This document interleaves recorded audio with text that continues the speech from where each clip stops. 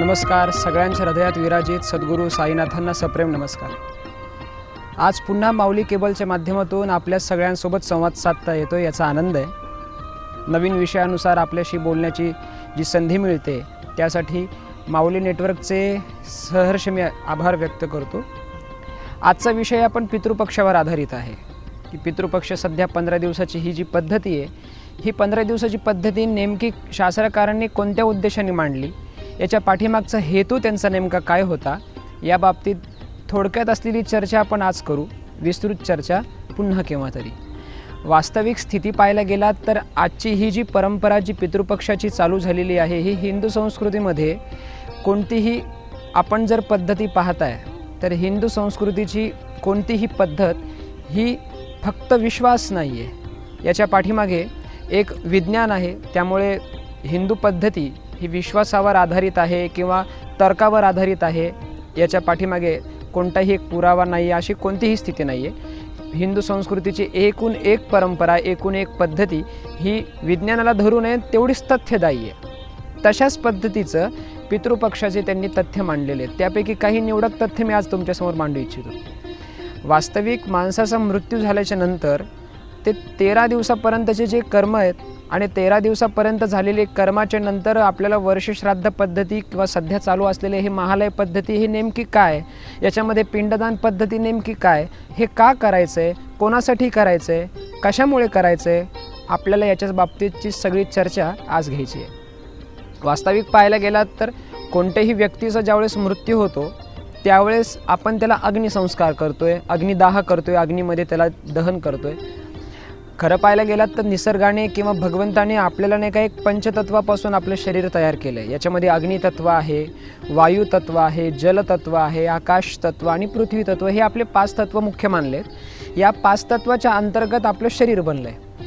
मग ह्या 5 तत्वानुसार तुमचं जे शरीर बनतं आहे, आपलं जे शरीर बनतं आहे, हे 5 तत्वामध्येच विलीन होणार आहे. यामध्ये ज्यावेळेस आपला मृत्यू होतो, मृत्यू झाल्याच्या नंतर आपल्याला अग्निसंस्कारासाठी नेलं जातं.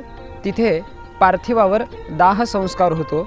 या दाह संस्कारासाठी आपलं पार्थिव हे जे आहे हे अग्नीमध्ये ठेवलं जातं. तिथे अग्नितत्वामध्ये तुम्हाला त्यावेळेस विलीन केलेलं आहे. अग्नितत्वातून ज्यावेळेस त्याच्यातून जो धूर निघतो आहे, तो धूर वायुतत्वामार्गे आपल्याला आकाशतत्वाकडे नेण्याची स्थिती दाखवतो. त्यानंतर ज्यावेळेस आपल्या चितेची जेव्हा राख होते, ती राख मातीमध्ये मिसळल्या जाते. हे पृथ्वी तत्वाचं आकलन आहे, ते पृथ्वी तत्वामध्ये मिक्स होत असतं. त्याच्यानंतर राहतं म्हणजे जलतत्व. वास्तविक ज्यावेळेस मृत्यू होतो, आपला अग्नीमध्ये पार्थिव जाळल्या जातं आहे, अग्नितत्वामध्ये आपल्याला विलीन केलं. वायुमार्गाने आपला जी स्थिती आहे ही वायुमार्गामध्ये विलीन झाली, ती स्थिती आकाशाकडे गेली, त्याच्यामुळे आकाशतत्वामध्ये आपली एक स्थिती विलीन झाली. त्याच्यानंतर त्याची जी राख जी झाली, ही राख मातीमध्ये मिसळल्या जाते, जी पृथ्वी तत्वामध्ये विलीन झाली. आणि हे सगळं झाल्याच्या नंतर दुसऱ्या दिवशी अस्थिविसर्जन पद्धती जी दिलेली आहे, हे अस्थिविसर्जन आपण जलमार्गे विसर्जित करतो. त्याच्यामध्ये मग आपले फुलं असतील, तिथले अस्थी असतील, ह्या जलमार्गामध्ये विसर्जित केल्या जातात. मग ही अग्नितत्व, वायुतत्व, जलतत्व, आकाश, पृथ्वीतत्व इत्यादी 5 तत्वामध्ये आपली विलीनता आपल्या हिंदू पद्धतीमध्ये जाणवली. ज्यावेळेस मग आपला मृत्यू होतो, मृत्यू झाल्याच्यानंतर आपल्या पद्धतीमध्ये, हिंदू पद्धतीमध्ये 3 अवस्था दिलेल्या आहेत. एक अग्निदाह संस्कार आहे, ही सुद्धा तेवढीच तथ्यदायी परंपरा आहे. एक आपल्याला त्याच्यामध्ये त्यांनी परंपरा अजून एक मांडलेली आहे, ती म्हणजे समाधी अवस्था. कोणत्याही व्यक्तीचा मृत्यू झाल्याच्या नंतर त्यांना समाधी दिली जाते. त्या समाधीमध्ये पण 2 पद्धती आहेत. एक जलसमाधी पद्धती आहे, एक संजीवन समाधी पद्धती आहे.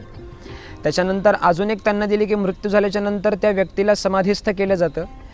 मग ही परंपरा फक्त भारतापुरती मर्यादित नाही, तर ही अन्य देशामध्ये पण आपल्याला पाहायला मिळते. फॉर एक्झाम्पल इजिप्त देशामध्ये पिरॅमिड्सच्या रूपामध्ये आपल्याला त्या जागी त्या राजांना किंवा तिकडच्या जेवढे पण अतिथीगण असतील किंवा तिकडचे जेवढी पण पारंपरिक पुरुष असतील, या सगळ्यांना तिथे समाधीस्थ केलं जातं. म्हणजे ही परंपरा प्रत्येक देशामध्ये पण आपल्याला पाहायला मिळते. त्यानुसार जर आपण पाहताय तर 3री पद्धती त्यांनी जी दिलेली आहे, ती पार्थिव जलतत्वामध्ये विसर्जित केलं जातं. म्हणजे ते पाण्यामध्ये सोडलं जातं ते पार्थिव. पण जलतत्वामध्ये सोडलेलं पार्थिव आणि समाधी अवस्था ह्या दोन्ही पद्धती शक्यतो संन्यास पद्धतीमध्ये आहेत. आपण गृहस्थाश्रमाच्या अंतर्गत येतो, त्यामुळे मग आपल्याला दाह संस्कार अग्निसंस्कार जास्त तथ्यदायी मानला आहे. मग याच्यामध्ये त्यांनी नेमकी पद्धती काय केली आहे, एक तुमच्यासमोर एक विषय मांडू इच्छितो. ज्यावेळेस माणसाचा मृत्यू होतो, मृत्यू झाल्याच्या नंतर पार्थिव अंत्यसंस्कारासाठी स्मशानामध्ये नेलं जातं, अग्निदहन केलं जातं. अग्निदहन केल्याच्या नंतर आपलं पार्थिव जे आहे हे पार्थिव पंचतत्वामध्ये विलीन झालं.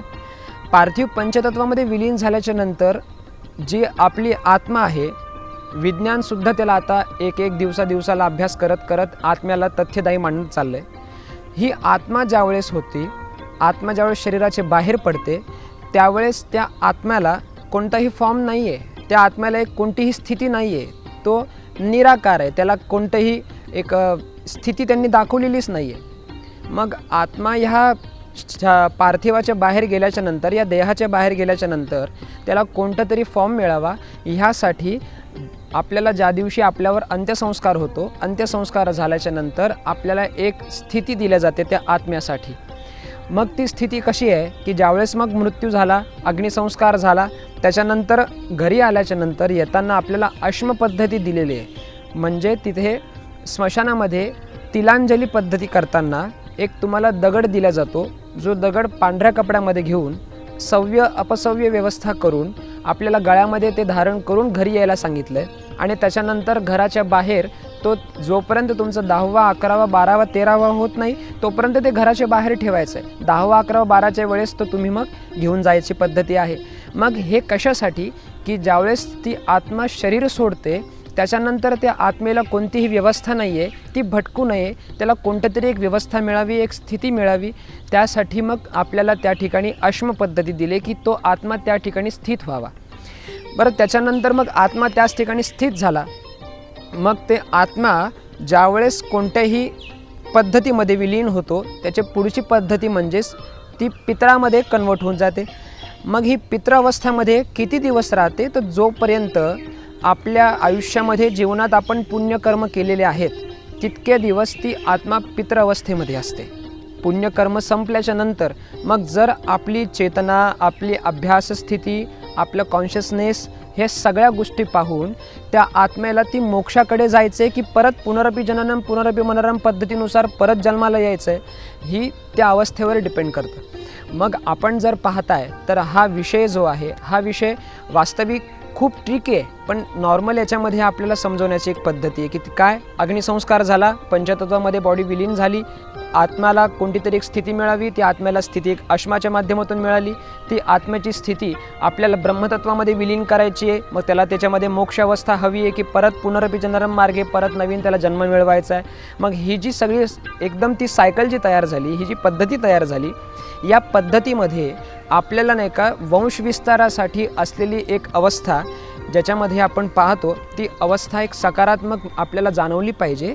त्यासाठी मग ही सगळी आपल्याला पद्धती परंपरेच्या रूपाने सगळ्यांपर्यंत आली. ज्योतिषविषयक जर आपण कधी पाहत आहे तर ह्यामध्ये बऱ्याच वेळेस आपल्याला अशी पण स्थिती जाणवते की जन्म झाल्याच्या नंतर काही बाळांचं हा नेमका आपल्या दादांवर गेलेला आहे, हा नेमका आपल्या आजोबांवर गेलेला आहे, आजींवर गेलेला आहे, पंजोबा पंजींची त्यांच्यामध्ये काही गुण आहेत. असे काही वेळेस आपण ज्याला नामकरी म्हणतो की हा व्यक्ती नावकरी आलेला आहे की हा यांच्या रूपाने त्यांचे गुणधर्म त्याच्यामध्ये जाणवत आहेत. ही जी पद्धती आहे ही खूप तथ्यदायी आहे, रहस्यमयी आहे. त्यामुळे मग पितृपक्ष हे जे आपल्याला जे दिलेलं आहे, हे पितृपक्ष ही जी पूर्वजांची जी आपल्याला पद्धती दिली आहे, ज्याच्यानुसार आज आपण आहोत, ही पद्धती अतिशय तथ्यदायी आहे आणि अतिशय वैज्ञानिक दृष्टिकोनाने सुद्धा ती व्यवस्था शास्त्रकारांनी मान्य केली आहे. आता आपण पाहूयात की पिंडदान नेमकं काय करायचं आहे, कशासाठी करायचं आहे, या पिंडदानाचे नेमकी पद्धती काय, कोणाकोणासाठी, कोणत्या नातेवाईकासाठी करायचं आहे. याच्यामध्ये 2 पद्धती आहेत, एक संवत्सरिक श्राद्ध आहे आणि एक महालय श्राद्ध आहे. संवत्सरिक श्राद्ध कोणासाठी करायचं आहे, महालय श्राद्ध कोणासाठी करायचं आहे, यातली जी पद्धती आहे याचा आपण आता अभ्यास करू, त्याबद्दल आपण माहिती घेऊ.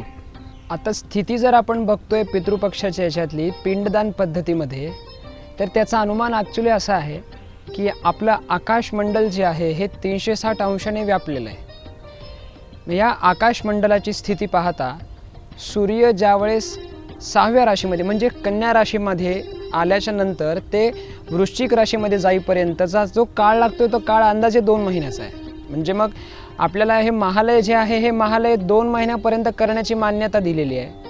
ह्या 2 महिन्यामध्ये आपल्याला खरं तर भाद्रपद कृष्ण पक्ष प्रतिपदा ते अमावस्या ह्या 15 दिवसामध्ये प्रत्येक दिवसाला आपल्याला श्राद्धकर्म करण्यासाठी सांगितलेलं आहे.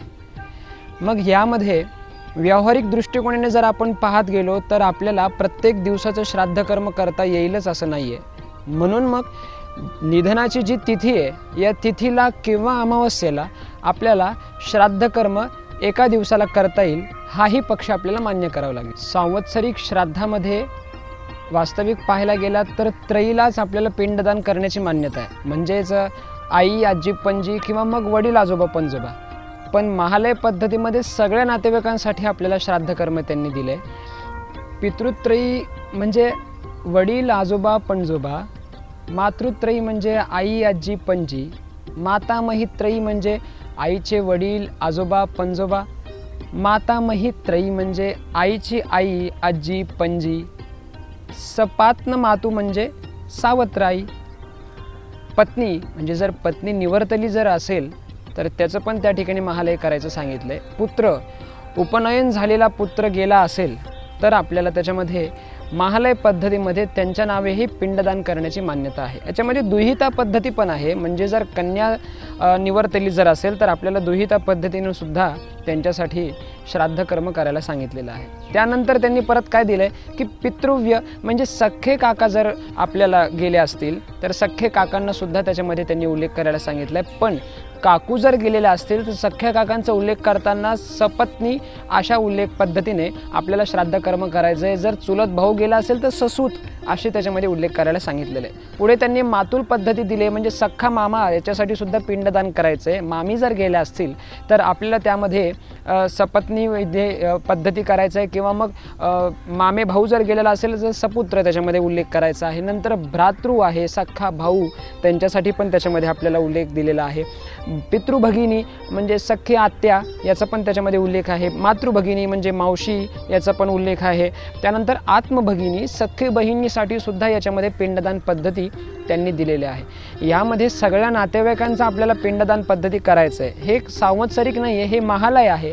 त्यामुळे महालयामध्ये सर्व नातेवाईकांसाठी पिंडदान पद्धती दिली.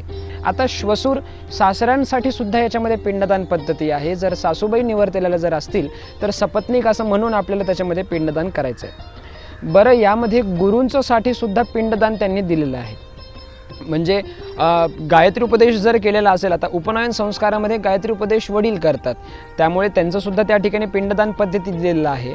पण जर बऱ्याच वेळेस आपण पाहतो की वडिलांच्या ऐवजी आपल्याला गायत्री उपदेश म्हणजे उपनयन संस्काराच्या वेळेस अन्य कोणत्याही लोकांनी आपल्याला जर उपदेश केला असेल तर त्यानुसार आपल्याला मानायचं आहे. पण त्या ठिकाणी गायत्री मंत्राचा उपदेश केलेल्या गुरूंच्यासाठी सुद्धा पिंडदान पद्धती आहे. याच्यामध्ये शिष्य पद्धती पण दिलेलं आहे की आपले जे विद्यार्थी आहेत त्यांच्यासाठी सुद्धा या ठिकाणी पिंडदान पद्धती आहे. आप्तजन म्हणजे वरील नावांचे ज्यांच्यामध्ये उल्लेख नाही आहे परंतु आपल्याशी आपुलकीचे संबंध ज्यांचे होते व ज्यांचे आपल्यावर उपकार आहेत या सगळ्यांसाठी आप्त या संज्ञेमध्ये आपल्याला त्यांनी पिंडदान करण्याची मान्यता दिलेली आहे. मग याच्यामध्ये सर्व मृत नातेवाईकांचं नाव व गोत्रासहित एका वहीत आपण त्याची नोंद ठेवली पाहिजे. त्यानुसार त्याच्यामध्ये आपल्याला जरा सुसूत्रता येईल आणि पुरोहितांद्वारे ते करायला आपल्याला सोपी पद्धती त्याची अनुभूती मिळेल. याशिवाय 4 पिंडांची योजना पण याच्यामध्ये त्यांनी महालयामध्ये दिलेली आहे. हे 4 पिंड धर्मपिंडाच्या अंतर्गत आले. मग याच्यामध्ये जर आपण पाहायला गेलो तर मित्र, सखा, त्याच्यानंतर पशु आणि वृक्ष यांच्यासाठी सुद्धा पिंडदान पद्धती महालयामध्ये करायला सांगितलेले आहे. आता जर आपण पाहतो तर जाणतेपणी अजाणतेपणी त्यांच्याकडूनही आपल्याकडे उपकार होतातच आहेत त्यासाठी, किंवा आपल्याकडे जर समजा काही आप्तजन मित्र असतील, सखा असेल, कळत अथवा नकळत त्यांचा आपल्याला सहवास मिळाला किंवा हे आपल्याकडे आश्रित जर आहेत तर त्यांच्यासाठी सुद्धा पिंडदान आपल्याला करायचं आहे. मातृवंशात, पितृवंशात, गुरूंच्या वंशात किंवा आप्तबांधवात ज्यांना संतती नाही आहे त्याच्यामुळे त्यांना पिंडदान जर होत नसेल तर त्यांच्यासाठी क्रियाकर्म झालेले जर नाही आहे किंवा ते जन्मतःच अंध आहेत, पंगू आहेत, यांच्यासाठी सुद्धा किंवा विरूपांसाठी सुद्धा पिंडदान पद्धती आपल्याला धर्मपिंडाच्या अंतर्गत करण्याची मान्यता शास्त्रकारांनी मांडलेली आहे. गरुड पुराणामध्ये त्यांनी दिलं की कुंभीपाक नागम किंवा नॉर्मली नरकाच्या अंतर्गत येणाऱ्या ज्या काही स्थिती आहेत याच्यासाठी खितपत पडलेले कर्मामुळे जे आपल्याला आहेत त्याच्यासाठी सुद्धा धर्मपिंड पद्धती आपल्याकडे दिले. असे 4 धर्मपिंड महालयात दिलेत. महालयात श्राद्ध किती प्रकारचे करता येईल? कारण अनेक आहेत. श्रद्धावान आस्तिक असतात, परंतु नोकरी किंवा धावपळीमुळे काही वेळेस आपल्याला ते करताना कठीणाई जाणवते. याच्यामध्ये पहिली पद्धती अशी आहे की 2 किंवा 5 ब्राह्मणांना आपल्याला चटावर दर्भ मांडून दर्भबटू ब्राह्मण योजना करून श्राद्ध स्वयंपाक करून सपिंडक महालय करण्याची एक मान्यता आहे. दुसरं आहे अमान्न, म्हणजे शिधा सामग्री इत्यादी रूपाने तुम्ही सुद्धा श्राद्ध कर्म करू शकता.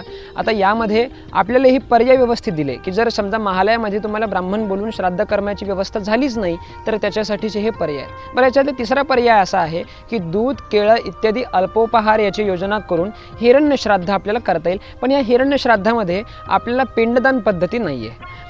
चौथा त्याच्यामध्ये ब्रह्मार्पण नावाची पद्धती आहे. ब्रह्मार्पणमध्ये 2-5 ब्राह्मण किंवा जर सवाष्ण कोणी गेले असेल म्हणजे सुवासिनी जर कोणी गेलेले असेल तर त्याच्यामध्ये पूजन करून अन्न संतर्पण पद्धती त्यांनी दिलेली आहे, पण याच्यामध्येही पिंडदान नाही आहे. 5वी पद्धती अशी आहे की एखाद्याची आर्थिक परिस्थिती नसेल किंवा मनुष्यबळ वयोमानानुसार जर कमी असेल तर शमीपत्रा एवढा पिंड करून आपण त्याच्यामध्ये पिंडदान करू शकता. हे शास्त्रसंमत आहे, कारण शमीपत्र जे आहेत हे भाताच्या शिता एवढे आहेत, त्यामुळे मग त्यानुसार पण आपल्याला करता येईल. याच्यामध्ये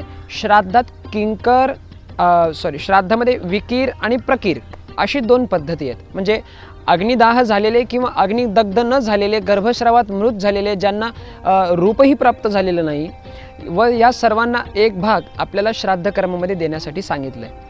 याचा दुसरा भाग असा आहे की त्याच्यामध्ये देवतेंना जो सोमभाग मिळाला नाही त्याच्यानुसार मग आपल्याला त्यांना एक सोमभाग ज्यांना मिळाला नाही त्यांच्यासाठी सुद्धा एक श्राद्ध कर्म पद्धती त्यांनी दिली आहे. रामचंद्रांना वनामध्ये आपल्याला रामायणामध्ये हा विषय आपल्याला भेटतो की रामचंद्रांना वनामध्ये कंदमुळांनी त्यांनी राजा दशरथांसाठी त्यांच्या पिताश्रींसाठी त्यांनी अन्नदान श्राद्ध कर्म केलेलं आहे. पिंडदान पद्धती त्यांनी जी केली ती कंदमुळावर केलेली आहे, त्यामुळे त्याचीही त्यांना मान्यता आहे. बरं, याच्यामध्ये असं आहे की कन्या राशी सूर्य गेल्यानंतर तुला राशीमध्ये सूर्य येईपर्यंत किंवा असेपर्यंत पृथ्वीचा तो बराच जवळ असतो. म्हणजे पितृगणांकरता केलेले कव्य भाग म्हणजे अन्नभाग हा सर्वप्रथम सूर्यमंडलात जातो, तिथून तो चंद्रमंडलात जातो. चंद्रमंडल हे स्वयंप्रकाशित नसून सूर्यनारायणाची सुषुम्ना नाडी या चंद्रमंडलाला प्रकाशित करते. दर महिन्याला अमावस्येला चंद्रमंडल व सूर्यमंडल एकत्रित येतं, त्यामुळे अमावस्येला दिलेला पितरांचा भाग हा जलद गतीने त्यांना प्राप्त होतो अशी मान्यता आहे.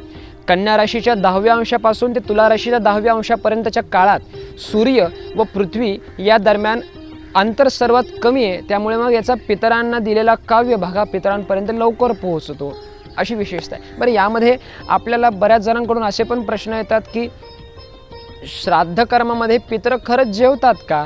मग हा हल्लीचा फार मोठा प्रश्न झाला आहे. पण आपण जेव्हा पाहतो, आपण जेव्हा श्राद्धांना जेवतो त्यावेळेस आपल्याला एक सुस्ती जाणवते, एक शरीरामध्ये जडत्व जाणवतं. पण तशाच पद्धतीने जर पाहिलात तर आपण ज्यावेळेस मंदिरामध्ये जाऊन भंडारामध्ये प्रसाद व्यवस्था जर आपण पाहतो, प्रसाद जर घेतोय तर त्याच्यामध्ये आपल्याला तशी सुस्ती किंवा तशी जड पद्धती जाणवत नाही.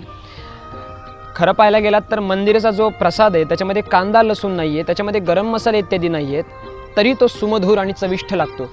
कारण अन्नावर भगवंताची कृपा आहे आणि श्राद्धांनांवर पितराची आसक्ती आहे, यामुळे शरीराला जडत्व आहे. नाही तर एरवी आपण खीर आणि भजे जर खाल्ल्यानंतर त्याचा काही त्रास तर होत नाही. श्राद्ध कर्मामध्ये ती जडत्व आणि श्राद्ध कर्मामध्ये आपल्याला शरीरामध्ये सुस्ती जाणवते. हे तथ्यदायी आहे, हा अनुभव घ्यायला आपल्याला काही हरकत नाही. त्याच्यामुळे श्राद्धकर्म जे आहे हे श्राद्धकर्म पूर्ण तथ्यदायी आहे.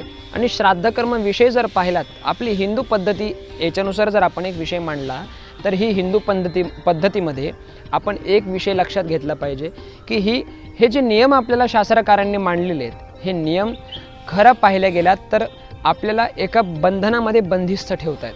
का? कारण तुम्ही हिंदू धर्मीच्या एक पद्धतीमध्ये बंदिस्त असो, या तुम्ही ज्या पर्यायावर चालताय, तुम्ही ज्या पथावर चालताय याच्यातून तुम्ही डगमगू नये, ह्यासाठी तुम्हाला असो आम्हाला असो आपल्या सर्वांना हे हिंदू परंपरेने एक नियमामध्ये बंदिस्त ठेवले, जेणेकरून तुमचं एक ध्येय, तुमचं डेस्टिनेशन, तुमचा एक उद्देश, तुमचा सिद्धांत एक ठाम असला पाहिजे, जेणेकरून तुमची कुठेही व्यवस्था ही डगमगती नसावी. तुम्ही याच्यामध्ये एकत्रित, एकनिष्ठ, एकसिद्धांतवादी तुम्ही त्याच्यामध्ये असले पाहिजे.